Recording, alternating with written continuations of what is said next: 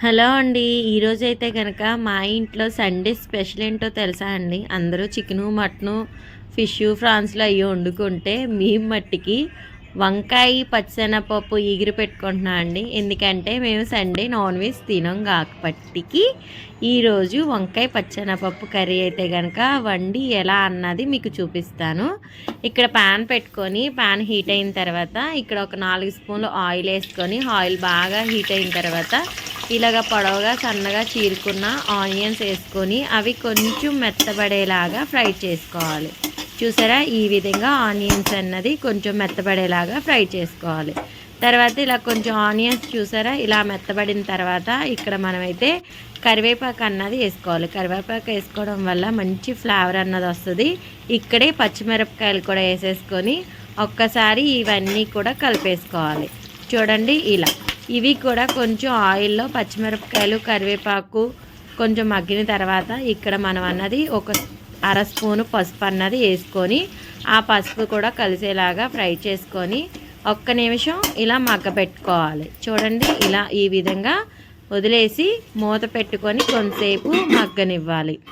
ఇలా మగ్గిన తర్వాత చూసారా ఇలా ఆయిల్ అంతా పైకి తేలిన తర్వాత ఇప్పుడైతే కనుక అల్లం వెల్లుల్లి పేస్ట్ ఒక స్పూన్ అనేది వేసుకొని అల్లం వెల్లుల్లి పేస్ట్ అంతా కూడా బాగా ఫ్రై అయ్యి మంచి ఫ్లేవర్ అన్నది వస్తుందండి. మంచి సువాసన అన్నది వస్తుంది. అప్పుడు ఇక్కడైతే మనం ఇవన్నీ చూసారు కదా ఆయిల్ పైకి తెరిపోయిన తర్వాత ఆల్రెడీ కట్ చేసుకొని పక్కన పెట్టుకున్న వంకాయ ముక్కలు కూడా వేసేసుకొని అవి కూడా కలిపేసుకోవాలి. వంకాయలు కూడా ఎక్కువ లేవండి, జస్ట్ 4 వంకాయలు ఉంటే అవి మాత్రమే నేను కట్ చేసి వేసుకున్నాను. వంకాయ కూడా ఎక్కువ వేసుకుంటే బాగానే ఉంటుంది. ఇక్కడ పచ్చిశనగపప్పు ఎక్కువ వేసుకొని వంకాయ అన్నది తక్కువ వేసుకున్నాను. తర్వాత ఇలా వంకాయలు చూడండి ఇలా మగ్గిపోయినాయి. ఇక్కడ నేను సాల్ట్ గట్ట వేసుకోలేదు, ఎందుకంటే పచ్చిశనగపప్పుకి సాల్ట్ తగిలిన ఉప్పు కొంచెం వేసుకున్న వెంటనే ఏమవుతుందంటే శనగపప్పు అన్నది బీసుకుపోయి గమ్మున అన్నది మనకి శనగపప్పు ఉడకదు. అందుకని నేను ఇక్కడ ఉప్పు సాల్ట్ కలుపు కానీ సాల్ట్ కానీ ఏమి వేయకుండా ఇలాగే ఓన్లీ మగ్గ పెట్టేసుకున్నా. ఇక్కడ కొంచెం వాటర్ లైట్గా వేసుకోవాలండి, ఆ స్కిప్ అయితే మిస్ అయింది.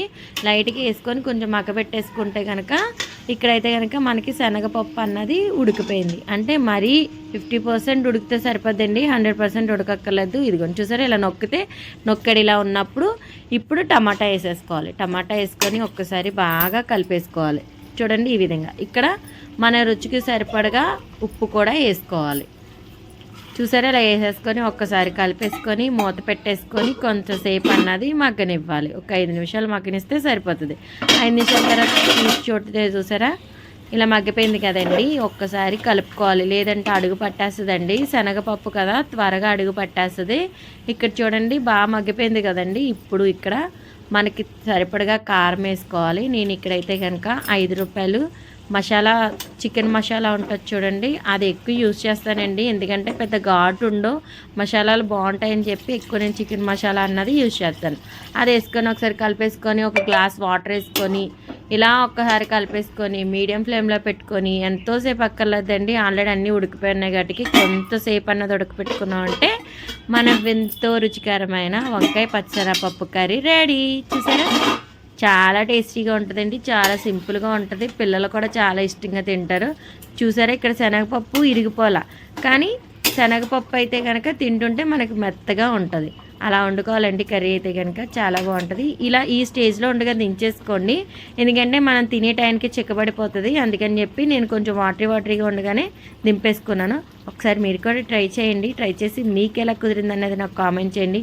ఫ్రెండ్స్ ప్లీజ్ సబ్స్క్రైబ్ చేసుకోండి. ఈ వీడియో నచ్చితే కనుక ఖచ్చితంగా సబ్స్క్రైబ్ చేసుకోండి. అదే కనుక ఈ కర్రీ ట్రై చేసి మీకు ఎలా కుదిరింది అన్నది కూడా నాకు కామెంట్ అయితే చేయండి.